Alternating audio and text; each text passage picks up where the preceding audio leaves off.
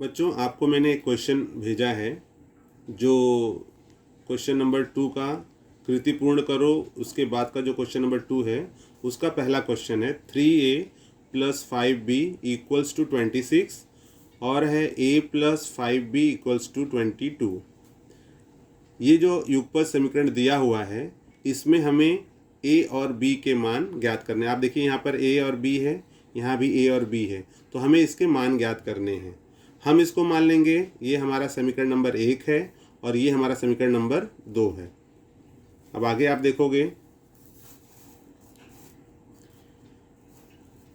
इसको हमने 3a plus 5b 26 समीकरण number 1, a plus 5b equals to 22 समीकरण नंबर 2।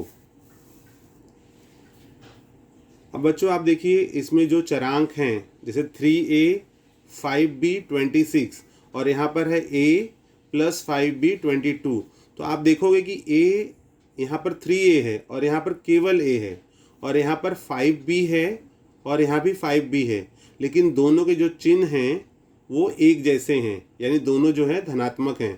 तो युगपत समीकरण हल करने के लिए हमें जब दो चरांक में से एक चरांक का मान ज्ञात करना होता है तो कम से कम एक पद को समान करने होते हैं। एक कोई भी एक चरांक, चाहे ए वाला हो चाहे बी वाला हो, इनको हमें समान करने होते हैं। तो ऑलरेडी ये इन दो समीकरणों में हमारा जो बी वाला चरांक का पद है वो समान है। तो आप यहाँ देखेंगे यहाँ है प्लस 5b और यहाँ भी है प्लस 5b।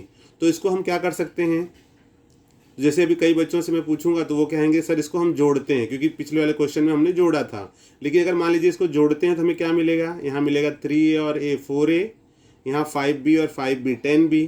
तो a और b इसके मान तो हमें मिल गए, लेकिन a और b दो मान मिल जाएंगे और फिर हमारा जो समीकरण है वो एज इट इज़ वैसे ही रहा, हमारा हल तो हुआ नहीं।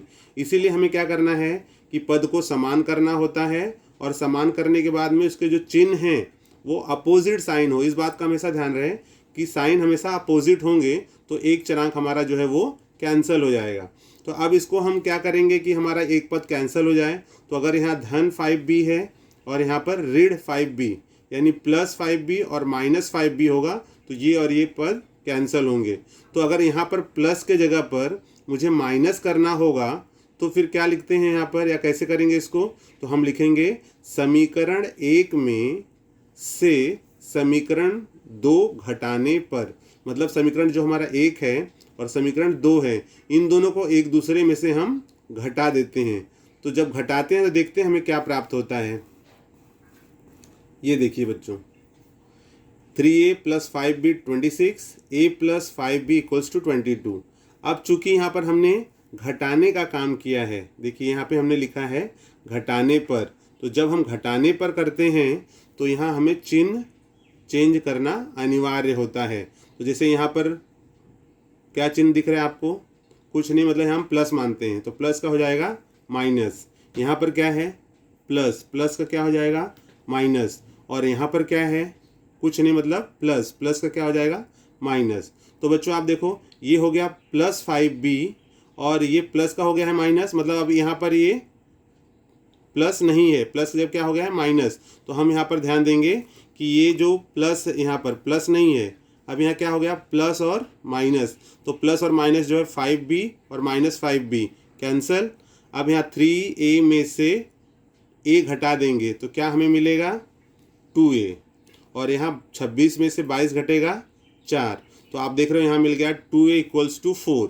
अगर हमें a का मान ज्ञात करना है तो हम यहाँ देखेंगे a बराबर, यहाँ 2 का गुणा हो रहा है इस तरफ आएगा तो भाग हो जाएगा, तो 2 1 कम 2, 2 दूनी 4, तो हमें मिलेगा क्या a बराबर 2। तो इस प्रकार हमें a का मान मिल गया।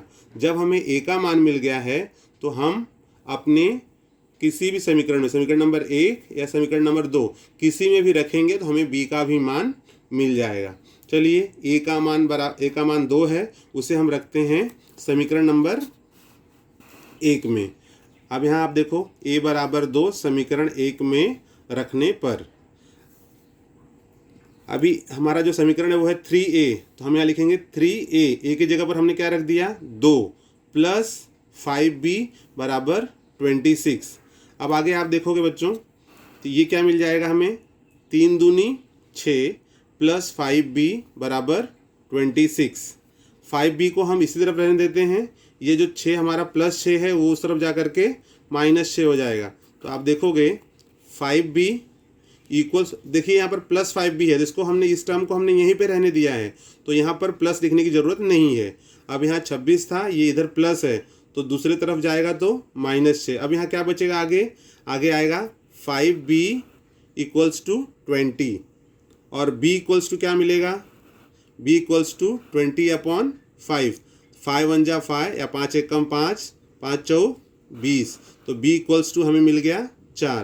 तो ये जो हमारा समीकरण था 3a plus 5b equals 26, a plus 5b equals to 22, इसको हमने अगर हल किया तो हल करने पर हमें a का मान मिलता है 2 और b का मान मिलता है 4।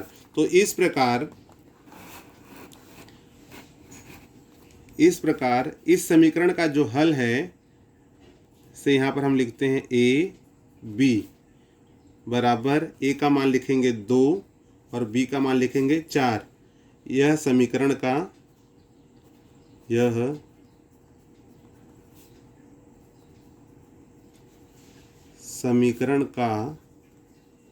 हल है।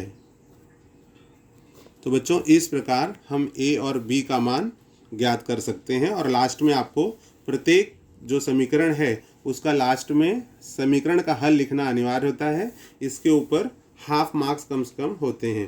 तो अगर एग्ज़ाम में इस तरह के क्वेश्चन पूछे ही जाते हैं, अगर पूछे गए तो आपको जैसे a का मान निकाले हो, तो अगर 3 नंबर का है तो a का मान निकालने तक 1 नंबर और b का मान निकालने तक 1 नंबर, 2 नंबर और समटाइम्स 1 नंबर इस पे दिया जाता है।